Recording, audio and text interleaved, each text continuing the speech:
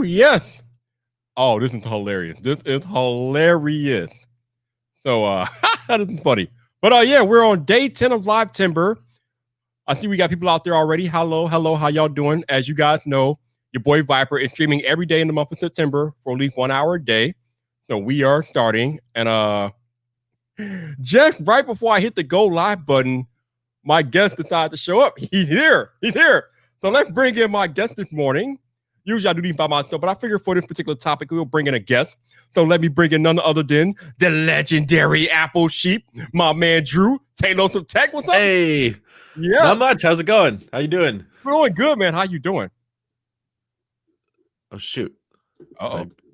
Oh, now I hear you. I lost you for a second. Okay. There we go. Yeah, we're in the building. How you doing, Drew? We're on. Good. I got a Surface Duo coming today, so I'm excited. Oh, that's right. You did order it. And you ordered a Galaxy Fold 2 as well, right? Yeah, it's an expensive month. Hello, yeah. And we got an Apple event in less than a week. Holy crap. Oh, we came out of nowhere. We got to talk about that. Definitely, man. Definitely. Okay. So let's start with the with this Apple event, right? Because there's a lot of mystery surrounding this Apple event. Mark Gurman came out and said, I think a couple of days ago, that there will be no new iPhones announced at this event. But if you go to apple.com, Drew, and you block out the event on your calendar, it's a 2-hour time block. So obviously the question, obviously the question comes, if there's no iPhone being announced, then what the hell is Apple doing with the 2 hours that they're blocking out? Because for the Apple Watch Series 6 and the iPad Air, you can do that in half an hour. Top. Easily. You don't need 2 hours. So I know I saw you were tweeting this morning about how Apple is unlisting all their iPhone 11 videos, and that might mean they're preparing to announce an iPhone at this event and this, that, and the other. The only thing I would say to that is I will caution you, because Apple has become the master of subterfuge, as we know. They got a whole bunch of countermeasures. They got countermeasures on top of countermeasures that they do to dissuade people from figuring out what they're doing. So, Drew, in your opinion, what the hell is happening next week?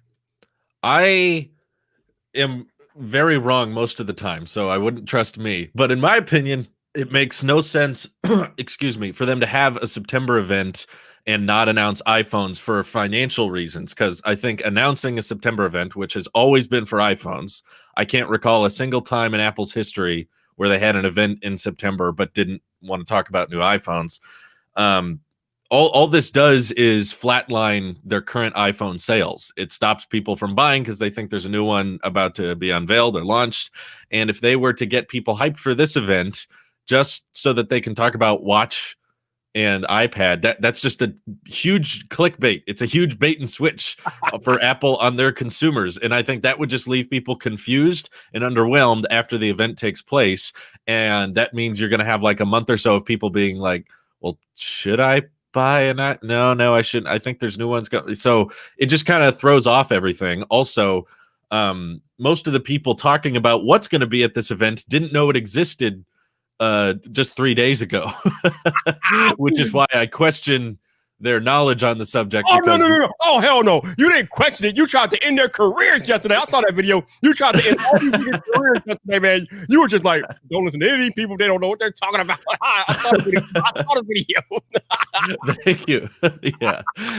I mean, clearly they've gotten some stuff right in the past, but this one in particular very much seems like something people weren't too sure about. I mean, just a few days ago, we were all sure that's a site refresh. Oh, yeah, they wouldn't do a whole event about a watch or an iPad, and they'll just do a little website update in the newsroom. And now it's a whole dedicated event? I don't... I mean, the last iPad Air didn't get stage time at all. The last iPad Air was a site refresh, and the last Apple Watch took 5 minutes of time on stage. So unless there's a bunch of other mini stuff to talk about at this event, I don't know why you wouldn't do iPhones. Just also the hash flag. It's on Twitter. The name of the hash flag is Apple Event 2020. It's not September event. It's Apple Event 2020. So that hash flag, by the way, those cost like millions of dollars. That ends on September 28th. So why they would pay for a hash flag that ends at the end of the month just so that they could do another event in October? I don't know. To me, it feels like what the leakers are saying Apple's going to do makes no sense. And what Apple typically does is making perfect sense for there to be iPhones. But I don't know. I'm normally wrong, so we'll find out. Just gotta Yeah, wait. again, I mean, the hash flag, I mean, it's kind of weird that they call them hash flag, but the hash flag, Yeah. it could be another attempt at subterfuge to block what Apple is truly doing. I mean, there have been like this year more than any other year, Drew. There have been so many Apple leaks, and I know Tim Cook has got to be fuming secretly because when they would tell us Apple is really secretive about the things that they do, and so many of the Oh things yeah. that they've done have gotten out this year and leaked. So Mhm. I'm pretty sure they're at some point, at one point, I should say, there was we learned that there was an actual like task force set up to stop leaks from getting to John Prosser. So they are very secretive about what they do, and they don't like that stuff getting out there. So at this point, with all these new Apple leakers coming out of nowhere and leaking Apple information, they got to have some type of countermeasures, or at least they have a team in place to make sure that misinformation is getting out there. Because I think some of this stuff might be misinformation, but man, again, like I said earlier, 2 hour time block just for Apple Watch and iPad. That makes no sense without an I iPhone. can't get behind that. I don't know what unless you just stockpiled it with other little announcements Yeah, like AirTags and yeah, AirPods Studio, but even then, it just doesn't sound like something they'd have a whole event over, especially more recently with things like the Magic Keyboard and AirPods Pro being site refreshes. Why all of a sudden I'm kind of okay with the idea of them having mini events that are live streamed to talk about little products here and there, but to decide to do that in September, which has always been iPhone month. right. Like if they wanted to start doing that in March or something, or April, I don't know, just start doing mini events somewhere else. I get it, but in September of all times, I don't know. I mean, but here we go. So there have been a lot of hardware that Apple is rumored to be announcing this fall. We got AirTag, we got AirPods Studio, an Mm-hmm. Apple Silicon Mac, maybe new HomePods, um, Mm-hmm. and I just bet you're excited for the new HomePod. yeah, I mean, can you feel the excitement in my voice over the new HomePod? My voice is listening with excitement about this. But yeah, so there's like a whole bunch of hardware that Apple is rumored to be announcing. So maybe they do need to split up these events, and maybe a lot of the hardware will be announced at this event, and maybe the iPhone does have its own event in October, because we know Apple in an unprecedented move earlier this year even admitted that the iPhones are going to be delayed. So it's highly unlikely that iPhones are going to be released in September, because normally they're released at the end of September. So if they're delayed by a few weeks from their normal release, which is at the end of September, then that stands to reason that the iPhone won't be released this year until October. So maybe Apple wants to hold a dedicated event for iPhone since they're not releasing until October, especially since we're hearing about this staggered release. Apparently, the 6.1-inch models are going to be released first, and then the new size models like the 5.4 and 6.7-inch are going to be released in a second wave. So maybe that does kind of justify a separate iPhone event in October. But again, I go back to the 2 hour time block for this one next week. Next week event has a 2 hour time block. It don't take 2 hours to announce watching no iPad. So no, especially if you know what the changes are to the watch and iPad right. this year. They're super tiny. They're Right, super minor. Incremental at best. So what I surmised in my video last night is that maybe, and it's funny, I put this out when I put the video out on Twitter, people were like, it's a little bit too early, but maybe this may be the stage for Apple Glass. I mean, we keep hearing about That it. would At be some cool. point, they have to announce it at some point. We keep hearing about it. And this is kind of like, if they're not going to be an iPhone at this event, then this event will be the perfect place to announce Apple Glass. And I know, I think the number one comeback with that is it's a little too early. The technology is not mature yet. This, that, and the other. But unlike AirPower, I think Apple could get away with announcing Apple Glass and not releasing it for like another year or 6 months or things like that. Yeah, I think so too. Especially because of the type of product category that it is, and like people are saying, the technology might not be ready yet. But I think Apple could get away with announcing it now and then releasing it next year at some point. I think they could do that. But what do you think about the whole concept of Apple Glass? Yeah, I really want to see it. I got really excited for it last year when CoinX tweeted that one more thing tweet. I assumed that meant we would see glasses last year, and it didn't happen. So that's what it feels like. It feels like a moving target with the Apple Glass leaks and rumors and stuff. It was like in 2018, I was hearing that it was coming out in 2020. Now it's 2020, and people are saying it's coming out in 2021. Some people, though, are saying 2022. It feels like it's always a couple years out. And once we get to that couple of years, it's further and further. So I'm not like, I I'm not gonna expect it because I'm gonna just be disappointed. But that would be really awesome if it did, and it would explain a lot because they're hyping up the event with the augmented reality demo Right. Yeah. and stuff. So that would explain like, okay, iPhones are late, but we want to showcase something big. Um, and that would definitely there'd be plenty of talk about to a 90-minute to 2-hour event. Oh Apple yeah. Glass would have Oh yeah. plenty to cover. And I also agree from a developer standpoint in the fact that typically when Apple announces new product categories, they announce them way in advance. Whether the Apple Watch, I think, was a launch like 6 to 9 months before it was shipping.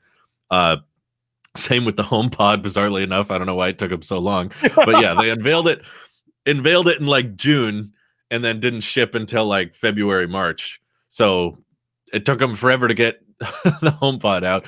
And Apple Glass is definitely a way bigger deal than the HomePods, and I would say arguably a bigger deal than the Apple Watch. So yeah, I could see them announcing it and saying, okay, this is coming next summer or something like that. So if there was a special event just for the glasses, I guess this would be a time to do it.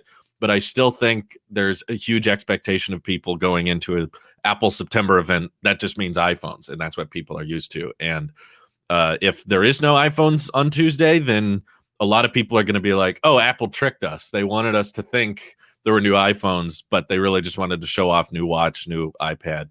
And I'd be excited for new glasses, but I bet a bunch of people probably wouldn't care. So I don't know. Yeah, man. I hope to see it. Yeah, I think like that. Only probably like the hardcore nerd would care about Apple Glass, especially in their first generation state, because they weren't really too much. Definitely. As Proctor said in his report when he reported about them, you're still needing an iPhone to process all that data, and Right. I think he was talking about how they're going to be more like a notification beacon than anything like next generation per se. So the first generation is not going to be anything to write home about. But just the sheer fact that technology is out there and Apple is developing it is a big deal. And like you said, it could literally carry an event like this if there's going to be no iPhone. So I don't know. It's hard, man. It's hard. But I hope you're right. I want to see right it. too, I'm not getting my hopes up because I thought it would come last year like you, and then there was no one more thing last year. And I'm like, damn it, So, would you wear Apple Glass regularly? I know you're into the shades, so if they don't have that, yeah, that's the other thing that Prosper reported that there will be no sunglasses version of it, so that kind of stuff. But I would rock it if it did what I thought it could do. Absolutely, it'd be amazing. yeah, that's a special design they have to get exactly right because it's a watch is one thing, but something you wear on your face has to be done really well. If it looks like Google Glass. Yeah, and it has to be personalized too, because I mean, fit everybody's face differently, so you got to kind of find a way to personalize that experience. I think Focus by North was on to something when they had people come in and do like specialized like exams to like custom fit the glasses, but I don't know with Apple going on a much more mainstream, massive scale. I don't know if Apple can like do something like that. I don't. It's going to be interesting to see how they roll it out, though. Tim wears glasses. He has to know about these kinds of things. You would think so. You would think. Yeah, you'd hope. But man, it's crazy. Like there's so much Apple stuff coming out this year, and we got this event that they're saying that there's no iPhone being announced, which is kind of crazy. I mean, it makes sense in one end because again, we know iPhones are delayed, but in another, like 2 hours though. And they've announced iPhones months before they're ready to ship. With the 10 and the 10R, they were like, okay, shipping October, shipping November. So I don't think it's crazy to announce an iPhone a month or so before they're ready. But to have a September event just for a watch or an iPad, that sounds more crazy, in my opinion. This sucks for me because usually I plan my entire life September around iPhone releasing and things like that. But now I don't know what to do. So I can't plan my work schedule accordingly because I don't know. I mean, it's a big wild card now. Yeah, right. Like usually the way I would do it is that I would take the keynote day off. I would take the pre-order day off, and then I would take the delivery day off to make sure I got delivery of the iPhone. But this year I don't know what to do, so I gotta wait. I'm in a holding pattern. Come on, Apple. That's frustrating. It is frustrating. I know. Man. I wish, honestly, I think it'd be in Apple's best interest to disclose if it wasn't an iPhone event. Like, there have been times in the past where they would announce quadruple UDC and then also announce a March event. So they would have like 2 events in the pipeline. In my opinion, if it was in their best interest to prevent confusion, they would say like, okay, we're going to have a special event on September 15th, and then we're going to have another event, maybe emphasis that it's more iPhone related in October, just to clarify, like there aren't iPhones at the first one. because they already acknowledged in the earnings call that the iPhones would be late. So they've admitted new iPhones are coming out. They don't have to kid us anymore. Yes, Right. they exist. Right. So, got a question from Neil here. He says thoughts on iOS 14 being released before a new iPhone. Well, that happens every year, so that's not a big deal. I mean, That's true. Yeah, I the wouldn't be new, shocked by that either. yeah, the new OS comes out before the new iPhone comes out every year, so that's nothing normal. I mean, usually the OS comes out 1 week before the iPhone, but this year again, Right. with everything up in limbo, I mean, 2020 has been so weird and crazy. Who knows, man? I don't know. Right. It's been Yeah. very weird, but I don't see why. Like, there's huge reasons why hardware should be delayed with COVID and how it impacted mass production. But Mhm. software, there's not much of a reason to delay. I don't think it's pushed them off by that much. So I don't see why iOS, watchOS, everything can't come out at the normal time. Yeah, that's the other thing. Like Renee was talking to me about the other day, when we thought that there will be a new Apple Watch release on the 8th.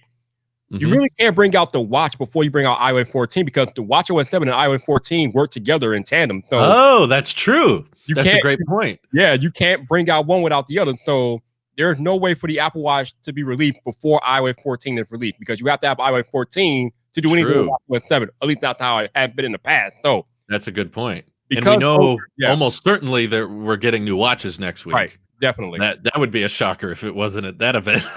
definitely.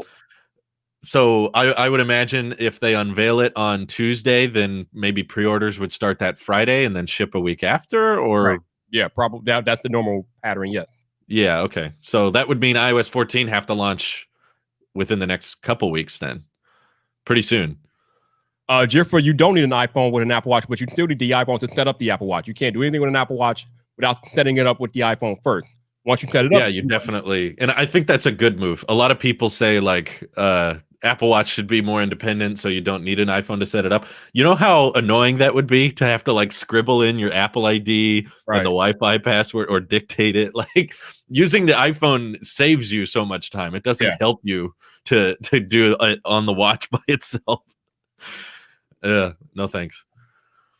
He's saying in beta 8 you can set up an Apple Watch without an iPhone. Yeah, I'm on beta 8, but I don't want to try that because it sounds horrible. I wouldn't do that if I were you.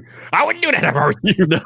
No, thank you. I mean, but like Drew said, who would want to do that though? That would be kind of time consuming and kind of clunky trying to set up a watch without the iPhone. I don't know. Very clunky. Yeah. But yeah, I don't know, man. I mean, again, in the past they have been linked. So if we are getting new Apple Watches pretty soon, then Apple will have to drop iOS 14, which is not. I mean, like you said, I don't know if iOS 14 in itself will be delayed because that's software. You can work on software remotely. You don't really need to be in close quarters to work on software per se. So if iOS 14 is delayed, I don't think it's going to be delayed by that much. It should be able to still come out in its regular time frame. But the new iPhones themselves will probably be delayed. I mean, we know they're going to be delayed. So we already know that. So I don't know. Yeah, October, November shipping most likely. But I hate that. You know what I just realized? Today was the day of the Apple event last year when we got the new iPhones. That's right. Wow. 1 year with the Pro Max. I know, right? Time flies, man. Time flies for real. Yep, that's the slogan. That's the name of the event next week. Time flies. Time flies. Time flies, man.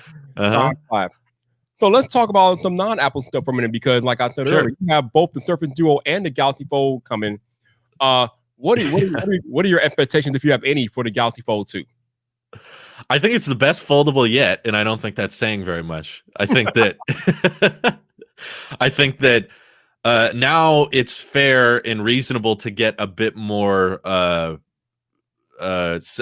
critical because we can't say this is a first generation product anymore. Right. We're no longer able to say, well, this is beta, this is the concept. No, they've been doing this for years now. This is the second generation. They've improved it in a lot of ways, but I still think the fundamental issue that foldables have is value for what they offer.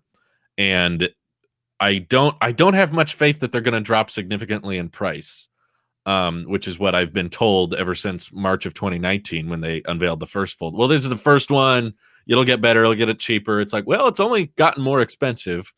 And they've improved a few things, which I'm happy about. I like the 120 hertz. I like that there's no asymmetrical notch anymore. The outside bezels of the phone aren't as ugly. So I've seen a lot of people call the Fold 2 like this is what the first one should have been. They should have just waited until they could figure out the tech for the inside and outside. But I ordered the original Fold and they canceled it on me I remember that. because Yeah. they were falling apart, and then they didn't want to ship any of the Folds. So I can still say I've ordered every foldable Samsung has made.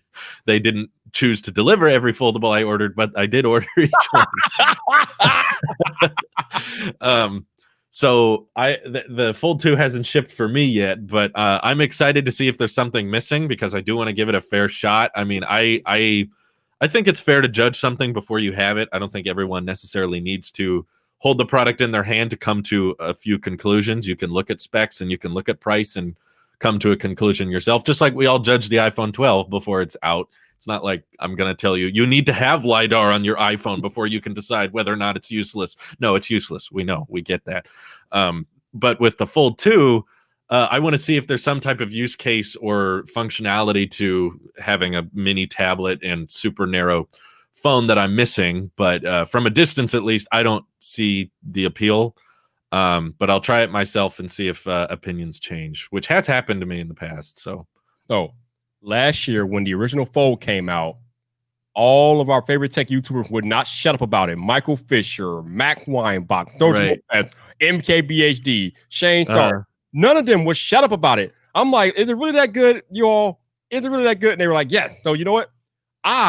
Drew pre-ordered the Fold 2 myself, so I should have. Oh my God! Yes, I know, right? I know. I have a Fold 2 coming. So between me and Samsung's making bank. Woo, I know, right? Between me and you, we're really about to get to the bottom of this Fold fiasco and stuff because we're about to find out firsthand what this Fold hype is all about. So I got they know that I got a Fold 2 on pre-order coming, and I'm like you. I'm kind of curious to see what it bring it to the table. I'm a little nervous though because I had the Note 20 Ultra.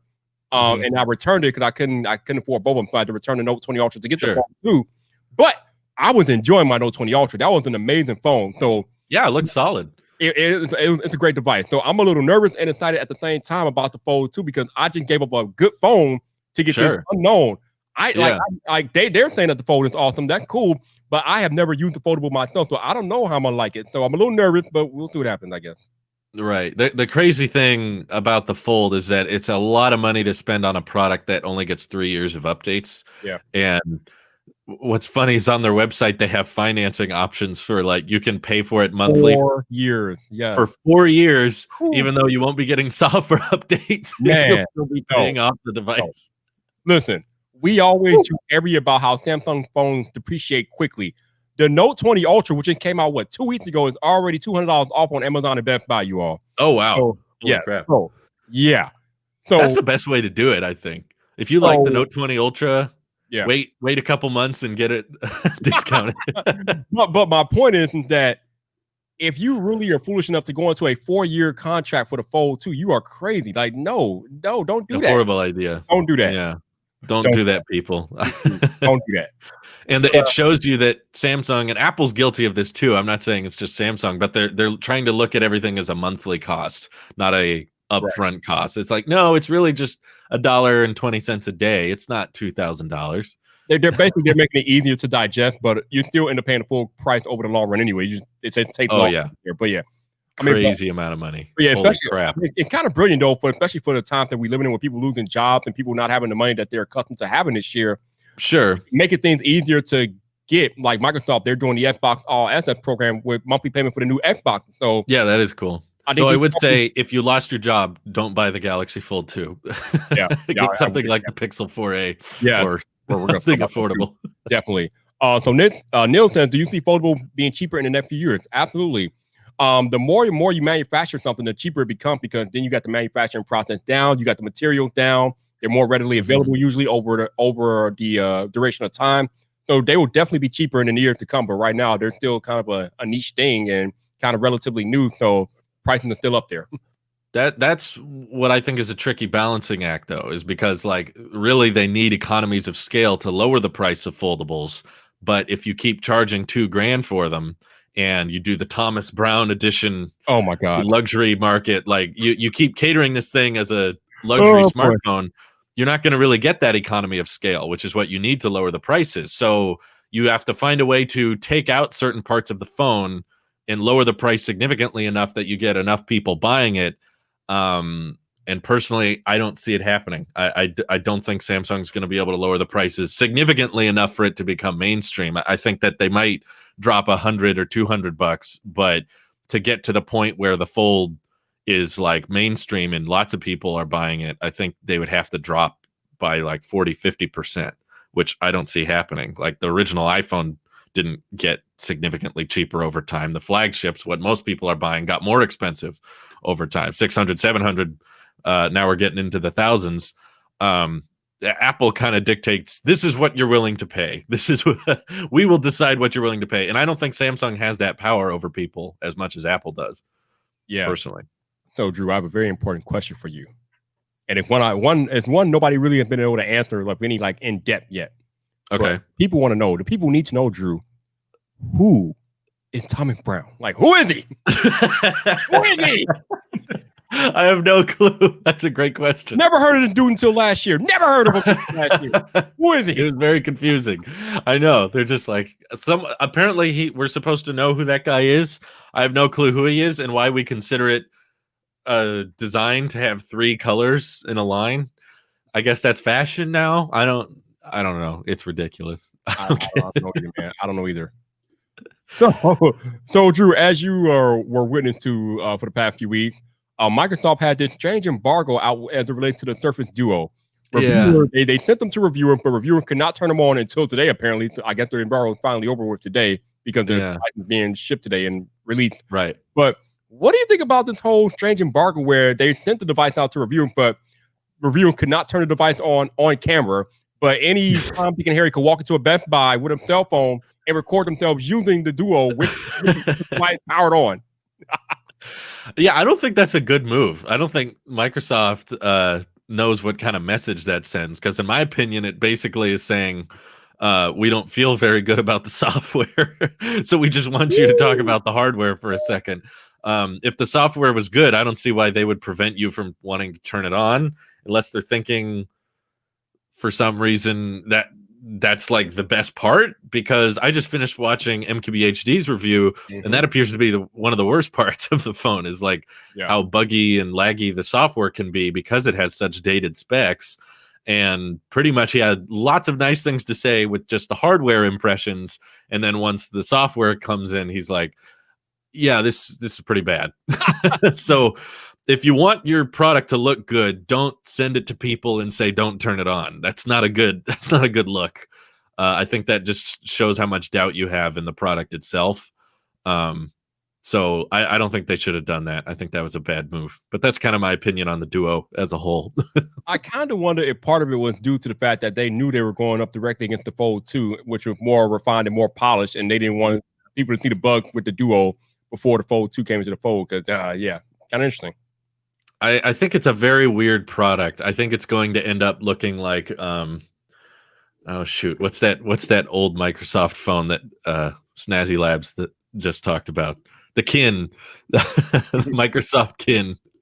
That's what it reminds me of. It's going to be this weird step in Microsoft history that we look back on and like, remember that Duo thing when they tried to make a phone and it was the weirdest, like crappiest looking, didn't even have NFC, but it was like $1,500. Like it, so bizarre to me that I was like, okay, I have to get this thing. It's going to be interesting. I was very curious about it.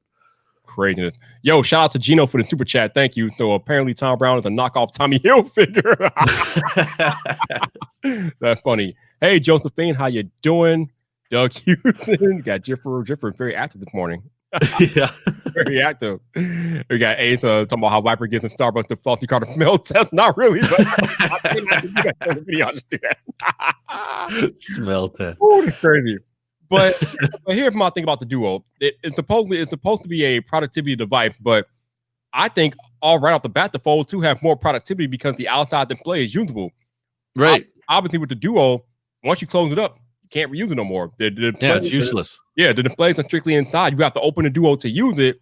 I mean, it might have some different productivity software in there that might make it more conducive, but I could use my Fold closed or open. So right there, you got more productivity from the Fold because you got more use case scenario for the Fold 2. So right, I don't understand what the Duo can do that a Fold can't. Like that's just software limited, I guess, just from devs not optimizing the app. But from what Marquez has told me, it sounds like most apps don't really utilize the Duo very much either. So is it Yeah. just a matter of like, well, you can open two apps at the same time? I feel like so many companies are in an eager hurry to find out a new platform, and they love hinges and they love things that fold because that's just futuristic wise. That's what people assume. Well, folding tech, that's the next thing. That's what people were saying. I mean, Steve Jobs referenced it in the early 2000s. Folding breakthrough. Everyone assumes that's the next big thing, kind of like flying cars. Right. But now that we have them and they're here, it's like we're trying to offer more multitasking capability that can fit in your pocket, but it's going to cost you more than what a phone and a tablet, which can do even better multitasking because it's full size. It has to cost you more than both of those. So the Duo, in my opinion, is not a great phone, for one, because the camera looks terrible and there's no wireless charging. There's no flagship specs. The battery's kind of tiny. There's no NFC, so it can't even do the mobile payment stuff. Like, I don't know what that's going for. If you're going for pocketable but not phone replacement, like, am I just, is this supposed to be just another device I carry around with me? Like, I don't get. Yeah, I don't think it's meant to be a phone. So to your point, it's not really meant to be a phone per se. So that would make a lot of sense. I think it's meant to be more of a productivity, a mobile, very compact mobile productivity device. I don't think it's meant to be a phone. So in that way, I guess some of the But compromise. it also takes SIM cards. Yeah. And well, I mean, you kind of need internet access, so you need a modem and SIM and all that crap. But yeah, it's right. I don't know. But it's got a phone app and SMS text, and so it does phone things, but it's not right. I don't know.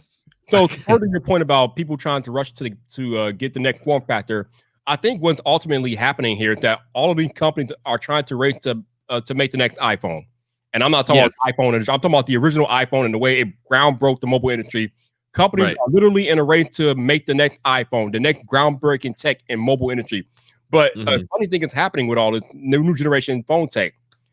It doesn't really go mainstream until Apple makes it mainstream, which is true. I mean, which is kind of the opposite of what these companies want. But unfortunately, well, I don't know about you, unfortunately, but the way that the mobile industry is set up right now, it doesn't get mainstream until Apple does it. Again, and it goes back to wireless charging. Samsung had wireless charging years before Apple did, but we didn't see wireless chargers all over the place until Apple put it in iPhones.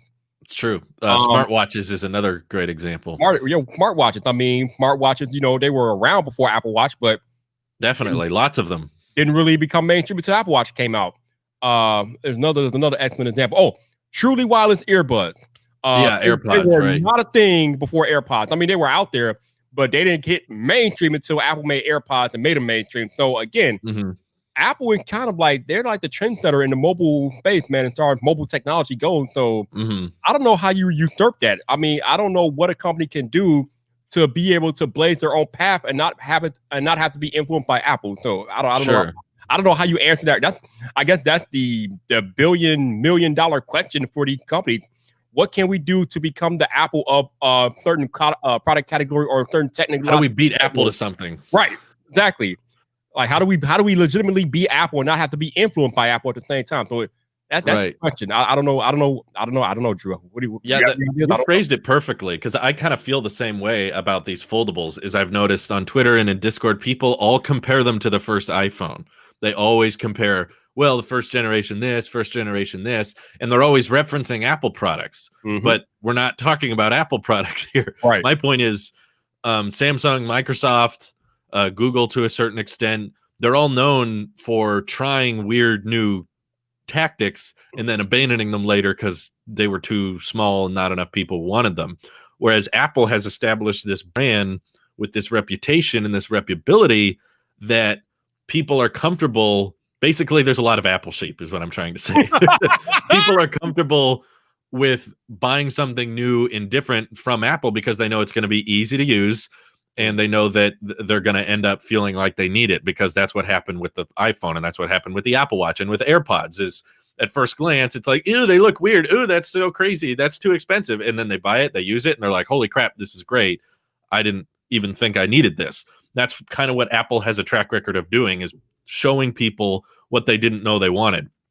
Not necessarily what Samsung is known for doing, which is giving people exactly what they wanted, whether it be foldables or curved edge displays, or Samsung will just be like, everyone wants this, so we'll do this. And Apple's like, we're going to figure out what you want, but you don't realize you want it. And because of that, that's why I have less faith in these foldables, because like you said, Apple's kind of the trendsetter, and people really won't get on board with it and consider it a mainstream thing unless Apple starts doing it themselves. And I know they have patents for it, but to me, it seems like one of those products Apple would skip out on, just like touchscreen MacBooks or the curved edge design trend with Androids that Apple didn't jump on. Like, it seems like something they would pass. Thank you, God. I hate curved edges. Thank you. I'm glad. I hope we never see a curved edge iPhone. Thank God. I don't want that. So here we go. I know people probably think we're being Apple sheep, but that's not to say that Apple is the only game in town. Obviously, when you think about PC and PC software, Microsoft and Windows has that on lockdown. Definitely. Everything gets compared to Windows when we talk about PC software. When we talk about electric cars, if it's not a Tesla, is it even an electric car at this point? So, so when we talk about electric cars, it's Tesla and then there's everybody else. So when we are talking about mainstream consumer electronics, it's Apple and then there's everybody else, literally. Pretty much. So it's not like it's impossible for a company to become the next Apple of their brand or their niche, or I should say, or their category. It's just extremely difficult. It takes years of like product categories and product refinement and building that brand loyalty and consumer trust to get to a level where you could become the Apple and iPhone or something, where you become the Windows or something, where you become the Tesla or something. So it's not possible. It's just that when you try to play in the mobile consumer electronic space, it's literally Apple space. No matter what part of the world we're in, we're talking about Apple. It's true. Everything can compare to iPhone, and then there's everybody else. So that's hard to shake. You just can't shake it. Right. And it's not an argument that holds up very well when people are angry or trying to argue about why this is the future. It's just like, well, Apple hasn't done it yet. So I mean, but there's some truth to that statement. Like, that does impact the market. Just like I think there was an extreme metric I saw of, like, Apple sold the day the Apple Watch pre-orders opened. They sold more watches than every other smartwatch in existence combined. And after years of being out, Apple beat them in one day, which just kind of shows that, like, people don't want necessarily a smartwatch. People don't want necessarily a foldable. They want an Apple smartwatch. They want an Apple foldable. That's a whole different ballgame, I guess. Which begs the question, how far can Apple go and still have that brand loyalty? Because obviously right now they are kind of limited to computing and mainstream consumer electronics, but can Apple, like, realistically have success outside of that bubble that they have created for themselves? Like, if Apple made a game console, would it be as successful as an iPhone or an Apple Watch or even an iPad? If Apple made a car, would it be as successful as a Tesla? I mean, so there are even limits, I think, to what Apple can do, because I don't think Apple will be successful in any of those ventures at all. So no, I don't either. I think Tim is very wise with the direction he's taken the company. He's probably very aware of what they have a chance with and what they don't have a chance with. And they've kind of been known for saying the whole 1,000 no's to every yes. And Apple's very much been a company of saying, no, we won't do this. They go up on stage and say, nope, we're not merging Mac OS and iPad OS. That's not happening. Or we're not doing touchscreen on the Mac. Or we tried this and decided it didn't work. And they're the company that say no to a lot of things that most companies would just say yes, even if they could do it. Apple's more the company to think, should we do it?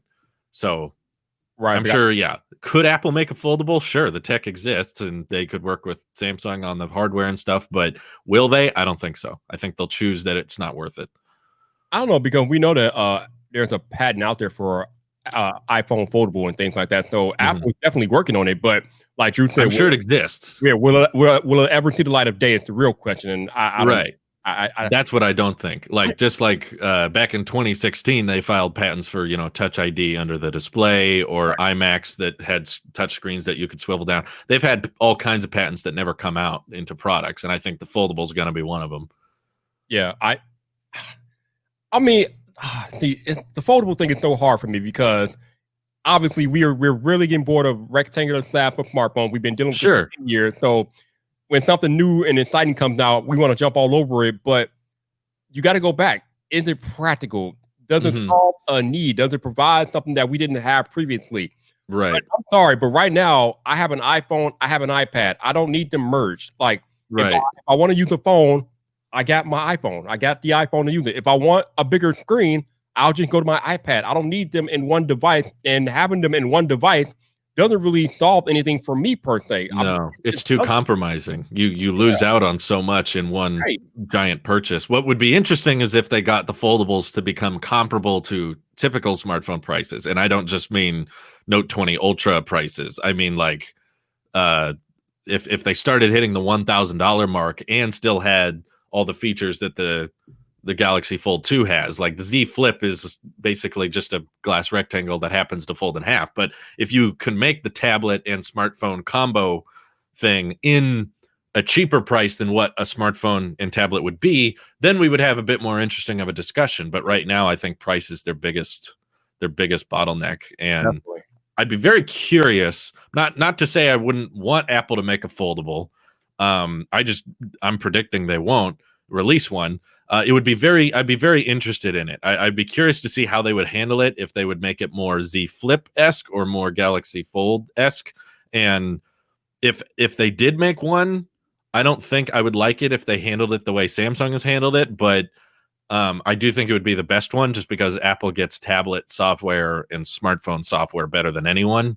Samsung tablets are not, as doing as well as iPads are. So if you could have an iPad OS / iOS device in one, it'd be much more interesting than just Android on a 8-inch square screen, which to me doesn't look appealing.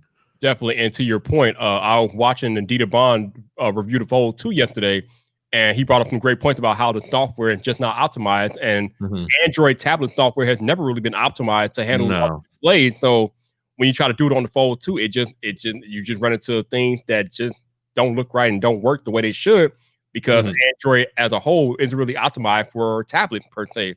I mean, you got apps that can take up a larger amount on the display, but they're not really optimized to utilize that display in ways that an iPad software or iPad app is utilized for the iPad. So I think I agree with you, Drew. If Apple did make a foldable, the fact that iPad OS and iOS are so closely like connected, it will be a lot. It will be a lot more better and seamless of an experience for an iPhone foldable than a Galaxy Fold, because the software is a lot more optimized for, or would be a lot more optimized for that device. Whereas with the Galaxy Fold, it's a nice experience, but the software is just not optimized because developers have to get on board. You're talking about more Android fragmentation, and the Android is just not there yet.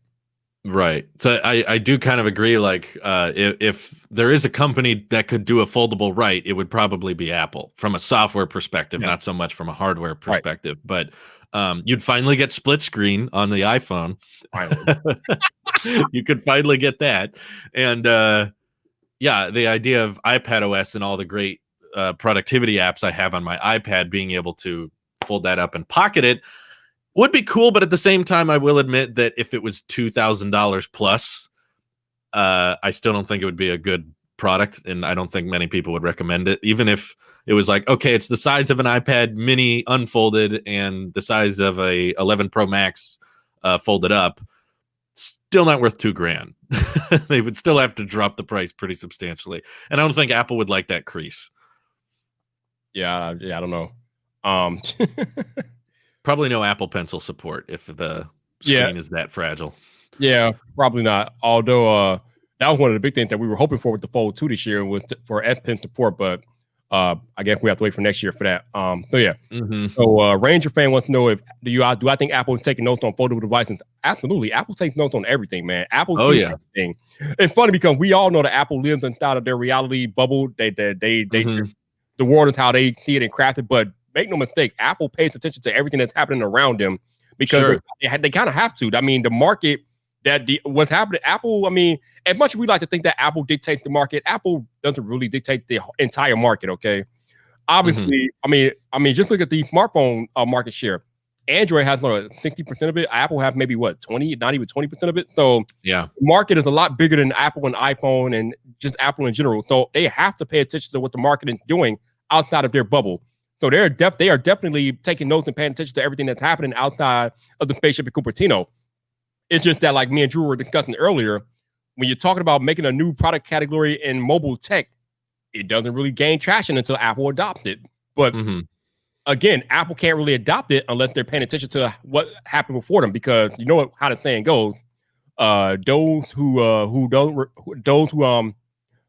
don't pay attention to history are doomed to repeat it. And we know Apple is not one for repeating history. So no, they're constantly looking for what's going to kill the iPhone. That's their main priorities, to figure out what is going to kill our best-selling product. So if it's possible that foldables could, they're going to keep tabs on it. I'm sure there's a foldable iPhone prototype somewhere in Cupertino. I have no doubts of that. I just have doubts that it will make its way into a product we can buy and they'll talk about on stage. I don't see that happening, but all kinds of they have tons and tons of car patents just in case they want to go into the EV space. I don't think they will, but they've definitely done the hiring, they've done the research, and they have, I'm sure, dozens of moonshot projects on all kinds of weird hardware we can't even imagine, that they just keep tabs on, and they invest in just to see if there's breakthroughs that they could implement somewhere else. But they kind of let Samsung do the beta testing for them. They're like, really? Let's let another company try this and see if it flops, and then we'll come in if it can be ironed out and work well with our brand. Yeah. And that's another reason why people kind of think that Apple won't really be the first with AR glasses, but actually Google already did it kind of first with Google Glass to some extent. Although I don't know if Google Glass was like that much of an AR experience, but I mean, it kind of paved the way for this product category. But obviously, they didn't really get anywhere with Google Glass because it was kind of ahead of its time per se. Smart glasses are very vague. I mean, there's some that just display the time on top of your vision, and people call that smart glasses. And there's some like spectacles that don't show you anything, but they have cameras, so people call it smart glass. And then Bose has some glasses that have speakers on them. So it's a really, really wide variety. Like Google Glass didn't do motion tracking of any kind. It was basically just one piece of your vision had a visual on it, and that was it. And there was a camera. But the battery life was like 2 hours, and I think it cost like $2,000 or something. So it wasn't like, when you say smart glasses, there's a really wide spectrum of stuff you could mean. Yeah. When I think about smart glasses and AR glasses, I want the experience that Apple gives nothing flyover, right? I want to be able to walk around and look at a store and be able to tell what the store hours are, what if the restaurant on the menu. I want to know the prices right from my glasses. That's what I think about when I think about AR and Apple Glass and things like that. I don't know if we're going to get that in first generation, but ultimately, that's my ultimate goal for the tech. I want to be able to walk around and get information in real time through my glasses about things that normally I'll have to pull out my smartphone and look up online. I was just going to have that accessible from my eyeballs without having to pull out my smartphone and then go from there. Sure. The potential is really endless if you're just like, okay, as long as the user's wearing these, we can have 3D holograms. There's all kinds of stuff you could do. My parents always told me they would love it if when you were talking to someone, their name would pop up from face recognition, because they forget people's names all the time. So right. I think there's some type of program out there right now where you could like be watching an NBA game, and if somebody's at the free throw line, you could just look at that player and their free throw statistic would pop up like right next to them. Wow. That is what I want for AR glasses. I want augmented information in real time. That sounds awesome. Definitely, because that's why I think AR is the future and not really. VR is not going anywhere, but it's not the future. It doesn't have the future per se that AR has, because AR doesn't take you out of the world. AR naturally, I agree. Yeah, the world around you, whereas VR completely takes you out of the world, and you usually have to be stationary to enjoy VR, and that kind of limits the range of what you can do with VR. We are mobile people. We are always on the go. Well, not right now, really, but usually when there's not a pandemic going on, we are mobile folk. We are moving around. We're traveling. We're driving. We're walking. We're doing everything mobile. So AR is just the AR is coming. It's not a matter of if. It's only a matter of when, because AR naturally integrates with our mobility. So that's why I think that AR is the future, because AR is mobile, and mobile is where we're at and where we're going. Right. VR is like desktop setup, whereas AR is more like your phone, basically. So it's like when you do VR, you can't really go very far because you're blindfolded. So you have to be in a room, and you hopefully don't run into anything. But with AR, you could wear it all day and having holograms pop out of your watch or your phone, or you can paste TVs on the wall. You can there's all kinds of crap you could get into with AR. So I'm pumped for that. Hopefully it's soon. Definitely. So me and you were talking about earlier about well, I kind of touched on these leakers earlier. So apparently this leaker called Apple Theater who's coming out of nowhere, apparently, talking about how he's been the source of all these Apple leaks. And I made an entire video dedicated to the people that you could trust as far as Apple leaks go. In my world, there's only 3 people that you could trust with Apple leaks: Mark Gurman, John Prosser, Matt Weinbach. If their last name is not Weinbach, Prosser, or Gurman, I would definitely take what they say with a grain of salt. But Drew, for whatever reason, it seems like this year more than any year ever, we got all these different Apple leakers popping up out of the woodwork, out of nowhere, to talk about they got this leak and they got that leak. So I kind of know how you feel about leaks as a whole, but talk about what do you think of all these like unknown Apple leakers just coming out of the woodwork? It's kind of crazy to me.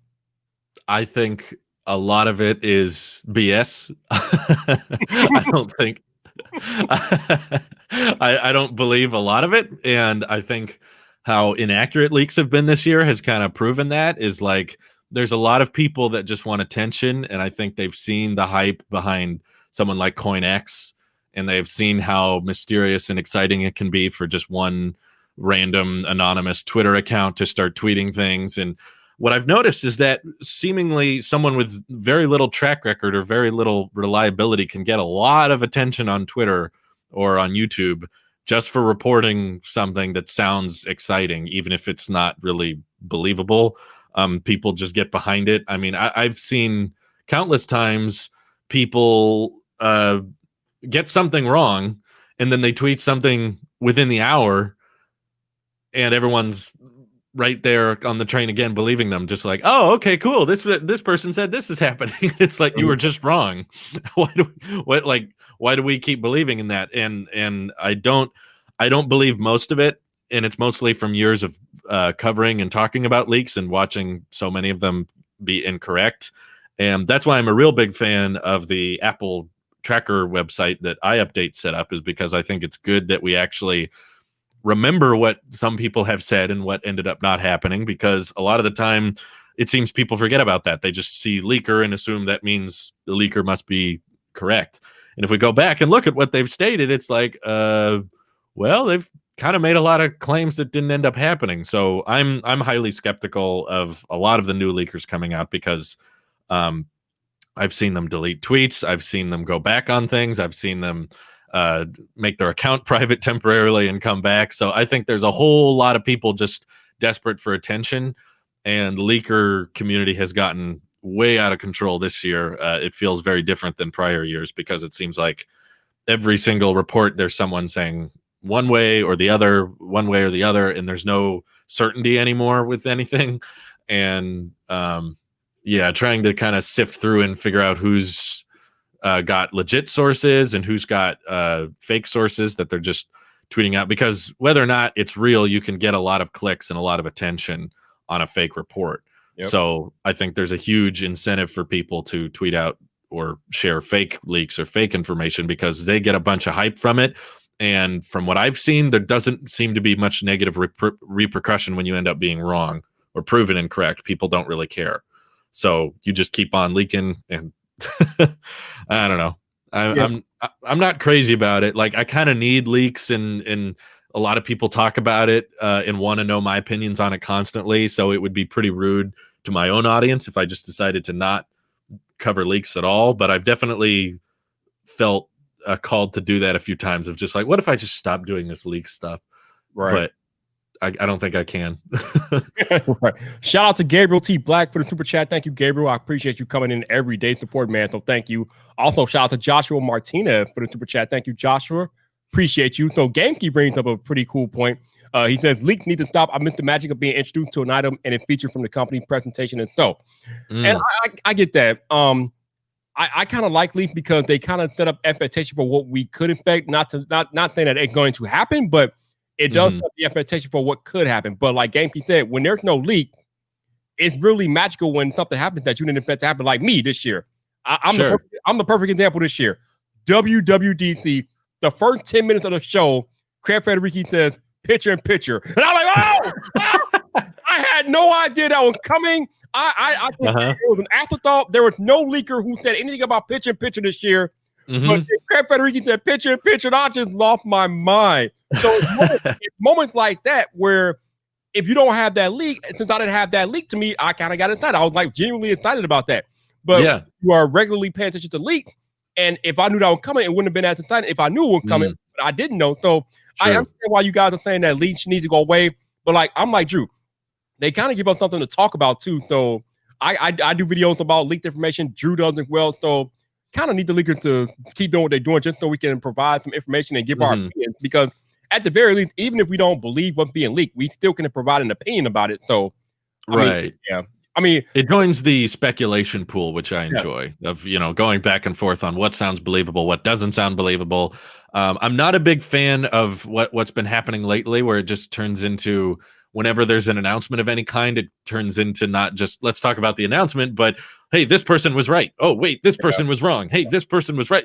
Like, I think sometimes we make it too much about the leakers themselves instead of just like, we're not following this news so we can talk about who accurately predicts what. We're mainly talking about it because it's exciting and we want to know what's at the next Apple event. We don't want to know who is right and who is wrong.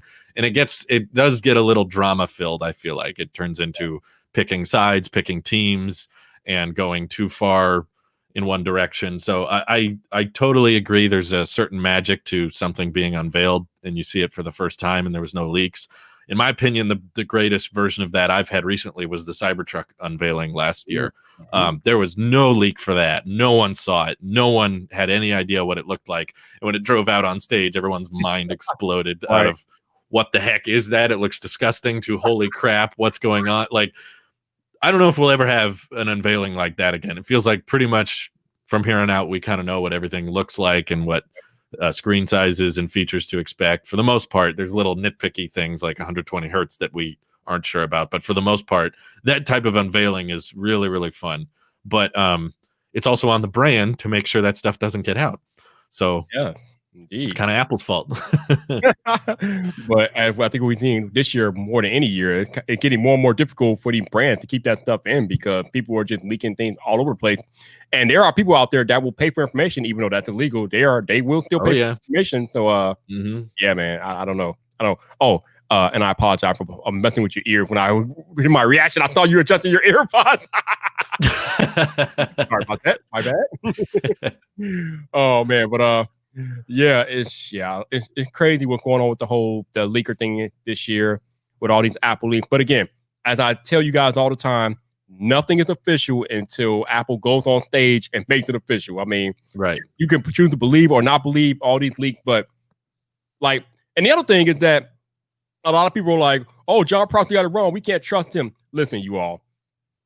If a leaker could be canceled, or let me replace this. If you could cancel a leaker just because they got something wrong, they would all be canceled. Literally, all of them would be canceled because they all get stuff wrong. There is no such thing as a 100% accurate leaker. They all get stuff wrong.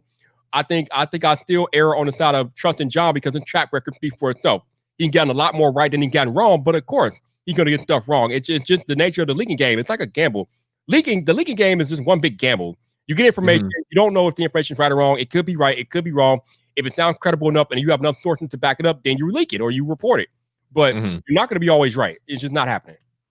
No, not everyone can be right. But I think as time goes on, you start to see what sources are reputable and what sources aren't. It's not a matter of one thing wrong, that therefore everything they say is wrong. It's a matter of what have they gotten right, and because they're all hearing from lots of different sources is the truth. And we don't really get to know if they're talking to a reputable one or a sketchy one, and yet they report on it, which is why I think we should always be skeptical, no matter who it is. But yeah, obviously, whether you choose to believe it or not should be a difference of like, is what they're saying sound believable to what Apple would actually do? And in my opinion, like, someone like Bloomberg or Gurman has a great track record, but they're not going to convince me there's no iPhones on Tuesday. Only Apple can do that because it makes no sense. What they're reporting on doesn't line up with what Apple would do. So that's why I'm like, Apple can prove to me there's no iPhones on Tuesday, but that's it. No one else can. And like you said, just because the leaker said something or Mark Gurman or John Prosser said something, that does not mean you lose your ability to critically think. You can still critically think about what they are saying to you and try to figure out for yourself whether it's accurate or not accurate. What they say is not Bible. It's just an idea. It's just it's speculation, it's conjecture. Mhm. It's not the Bible. So don't Yeah, think they're not God. yeah, don't think that you can't have an opinion about what they think. You can still think about it and analyze it for yourself. Mm-hmm. So Very before we true. get out of here, Drew, real quick, I know you're a gamer because you have a whole gaming channel. You're on Twitch gaming. So I gotta know, Drew, That's been dead for 2 months now. I gotta know, Drew. We got these next generation consoles coming soon. Are you planning on picking any of these up? I've really not been gaming much lately. I've been busy with work and trying to keep vlogging and EV and tech going, that I haven't really done much gaming. So I don't think I'm going to pick one up, but they look interesting. The Series S was a very pleasant surprise. I was happy to see a console come in with performance like that at a price like that. So that if I were to get one, I would probably get the Series S. But I don't think I will, because I don't have the time for it anymore. I haven't spent enough time gaming. Yeah, So man. I've just, if Final Cut was a game, I'd be a gamer. That's where all my time is spent. Really, I completely understand, man. When we become creators and things, it's hard to like do other stuff outside of shooting, Mhm. video, editing a video, putting a video out there. It's very time consuming. So I completely understand where you're coming from with that. Definitely. I still have a Xbox X. It's not Series X. I think it was just called the Xbox X, but I haven't plugged it in months now. Oh, you got the One X. Okay, nice. Yeah, Nice. the One X. That's what it was. Yeah. I feel bad. I bought that thing a couple of years ago. I used to play on it a lot, but now it's just sitting doing nothing. So I got to find a better home for it, I think. No We'll doubt. see. Well, we have reached our hour time. Thank you guys for rocking out for another hour.